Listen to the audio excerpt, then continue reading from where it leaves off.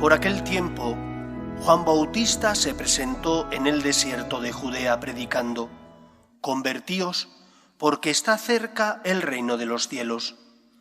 Este es el que anunció el profeta Isaías diciendo: «Una voz grita en el desierto: preparad el camino del Señor, allanad sus senderos». Juan llevaba un vestido de piel de camello, con una correa de cuero a la cintura, y se alimentaba de saltamontes y miel silvestre. Y acudía a él toda la gente de Jerusalén, de Judea y del valle del Jordán. Confesaban sus pecados y él los bautizaba en el Jordán.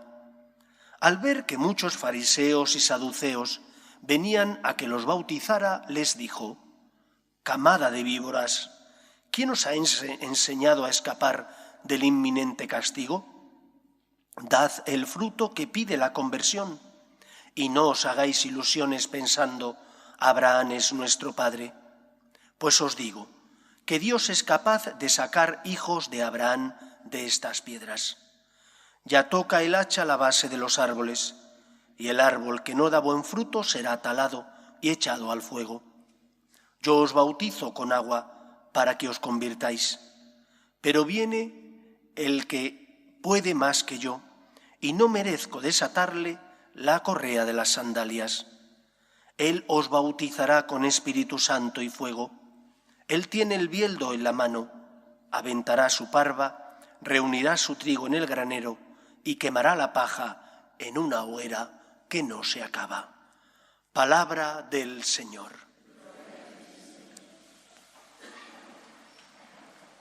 En esta segunda semana del tiempo de Adviento, la Iglesia presenta ante nuestros ojos el deseo de vivir la virtud de la escucha. El cristiano tiene que estar abierto a escuchar la voz de Dios. Dios, como buen Padre, quiere que todos los hombres se salven. Y porque quiere que todos los hombres se salven, puso en nuestro corazón eso que llamamos conciencia, que ilumina nuestra vida, si está bien formada, y nos enseña a distinguir lo bueno de lo malo. Pero no solo la conciencia. El amor de Dios es tan grande que te ha dejado una serie de testigos en tu vida para que te des cuenta de cuál es el camino que tienes que seguir. Puedes hacerlo o no. Libremente eres tú el que decides seguir a Cristo, ser obediente o, al contrario, rebelarte. Pero si te rebelas y en lugar de seguir la voz de Dios haces lo contrario, ya sabes a dónde te lleva ese camino. No te lleva a la libertad, te lleva a la esclavitud, y no te lleva a que te sientas libre, te lleva a esclavizarte y a no crear un mundo más justo y mejor, sino al contrario, un mundo marcado por el pecado. Por eso conviene que nos fijemos en los instrumentos de los que Dios se sirve para guiar nuestra vida. Los profetas en el Antiguo Testamento podían ser buenos o malos, había de dos tipos. ¿Quiénes eran los profetas? Aquellos enviados por Dios, a los que Dios hacía saber su voluntad, su voz, para que la dijeran al pueblo. Había buenos y malos. Los buenos, que eran fieles a Dios, sabían que con mucha facilidad pagarían la osadía de ser fieles a Dios con su vida. Eran perseguidos porque eran incómodos. Los falsos profetas, al contrario, halagaban los oídos del pueblo y del rey para evitarse problemas, pero al no ser fieles a Dios tendrían que cargar con la culpa de la condenación. Por eso, ¿quiénes son los instrumentos o los profetas de los que Dios se sirve en tu vida? En primer lugar, como os he dicho, la conciencia. Una conciencia bien formada y bien alimentada. Bien formada porque tus padres, profesores, te han enseñado a distinguir lo bueno de lo malo. Te han enseñado a que tienes que hacer caso a la ley natural, que es la huella de Dios en la obra que Él creó. Y esa conciencia te ayuda a saber qué tienes que hacer. ¿Qué me dice la ley natural? Que tengo que respetar a mis padres. ¿Qué me dice la ley natural? Que tengo que respetar la vida. Desde su inicio, que es la concepción, hasta la muerte natural, que solo Dios es el Señor de la vida y tú no eres quien ni para quitarla ni para quitártela. Por eso, en el momento en el que nosotros nos encontramos ante ciertas leyes que se están aprobando en los parlamentos de Europa, nosotros tendremos que decir, esto no es justo. Podrán ser leyes legítimamente aprobadas en un parlamento, cuenta con la mayoría, pero son inmorales, porque van contra la ley natural, van contra esa huella de Dios en la obra que Él creó y esas normas que Él puso en el corazón del hombre para que el hombre, aunque no le conociera a Él, distinguiera lo bueno de lo malo. Son principios muy básicos y elementales. La defensa de la vida, la defensa de la familia natural, compuesta por el varón y por la mujer, la defensa de los padres a educar a sus hijos en sus convicciones, los deberes que tenemos los hijos para con los padres, el respeto a lo que no es tuyo, los 10 mandamientos. Quitando los primeros mandamientos, se refieren a esta ley natural. Escucha la ley natural, sigue esa ley natural, esa luz que te guía y que te hace saber cómo tienes que vivir. Junto con la ley natural, la ley moral natural, la ley moral revelada.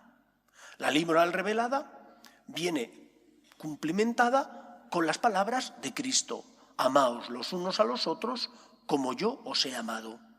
Vives el decálogo, amo a Dios, respeto a mis padres, no cojo lo que no es mío, no tengo malos deseos, pero junto con eso, no hacer el mal, que no basta, tienes que intentar hacer todo el bien que esté en tu mano.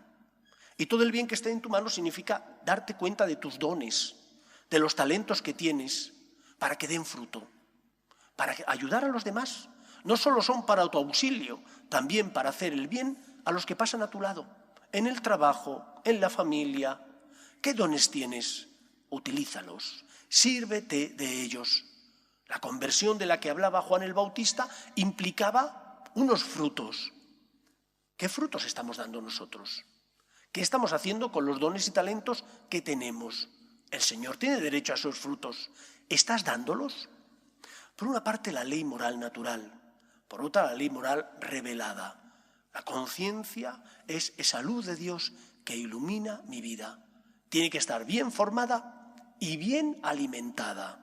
¿Y qué significa bien alimentada? Pues que solo con la unión con Cristo, oración, práctica de los sacramentos, escuchar su palabra, solo con ese alimento puedo iluminar mi conciencia para que me ilumine, además de los momentos habituales, en los momentos concretos donde a lo mejor no sé exactamente qué tengo que hacer. Pero si rezo, si vengo a misa con frecuencia, si tengo una intensa vida de piedad, el Señor me hablará y me dirá qué es lo que tengo que hacer en esa situación o punto concreto. ¿He de despedir a unas personas en mi empresa? ¿Es moralmente justo? ¿Es lo que Dios quiere? A lo mejor tengo que hacerlo, porque si no la empresa se hunde, pero ¿estoy pagando lo que debo a los que voy a despedir? ¿Es inevitable que tome esa decisión?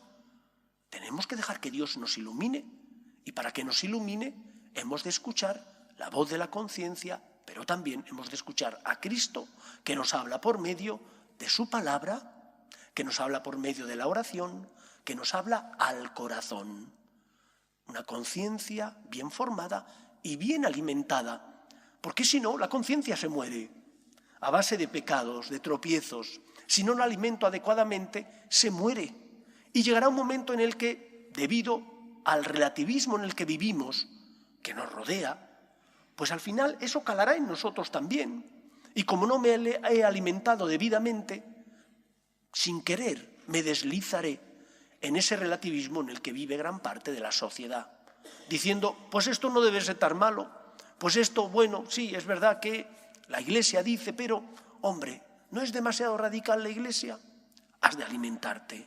Si no te alimentas debidamente, tu conciencia dejará de cumplir la misión para la que Dios la creó, iluminarte. Y tienes que alimentarte con la palabra de Dios, con la unión con Dios y con la escucha del magisterio de la Iglesia, es decir, la voz del Papa y de los obispos que recibieron de Cristo el mensaje de apacentar y guiar al pueblo, Y les dijo el Señor: quien a vosotros os escucha, a mí me escucha. En materia de fe y de moral, la voz del Papa y de los obispos, que es lo que llamamos tradición, el magisterio crea la tradición, me ilumina y me ayuda a saber qué tengo que hacer. Siguiente instrumento que el Señor utiliza, además de la conciencia, además de la oración, además de la voz del Papa y de los obispos, el magisterio. Además de eso, el Señor me habla por medio de las personas que se cruzan conmigo en la vida. Lo fácil es echar la vista a otro lado para que no te compliquen la existencia. Pero lo que Dios quiere no es eso.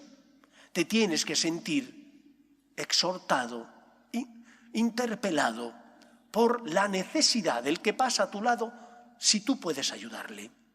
Porque en Él está Cristo. Lo dijo Jesús: venid benditos de mi Padre, porque tuve hambre y me disteis de comer, tuve sed y me disteis de beber. Y dice el Evangelio que le preguntaron: Señor, ¿cuándo te vimos con hambre y con sed y te alimentamos o te dimos de beber? Cada vez que lo hicisteis con uno de estos mis pequeños hermanos, a mí me lo hicisteis. ¿Cómo no me voy a sentir interpelado por el compañero de trabajo que a lo mejor no llega, y no por pereza, sino porque tiene problemas y yo le puedo ayudar? ¿Cómo no me voy a sentir interpelado por la persona que sufre porque ha perdido un ser querido y yo tengo fe y esperanza y puedo al menos apoyarle, escucharle? No digo que voy a llenarle la cabeza de palabras porque a lo mejor no toca en ese momento, pero sí escucharle, apoyarle, estar a su lado para que no se sienta sola esa persona. Hemos de aprender a ver a Cristo que pasa a nuestro lado.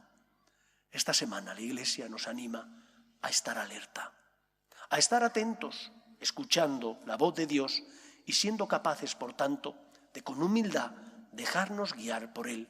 Porque solo si somos fieles a esos indicadores, que son como los profetas buenos del Antiguo Testamento, podremos encontrar el camino que nos lleva a la salvación, que es Jesús. Humildad, escucha.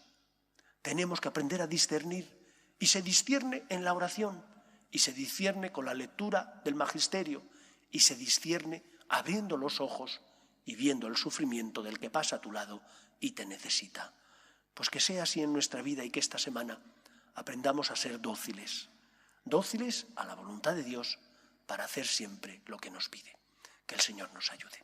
Nos ponemos en pie.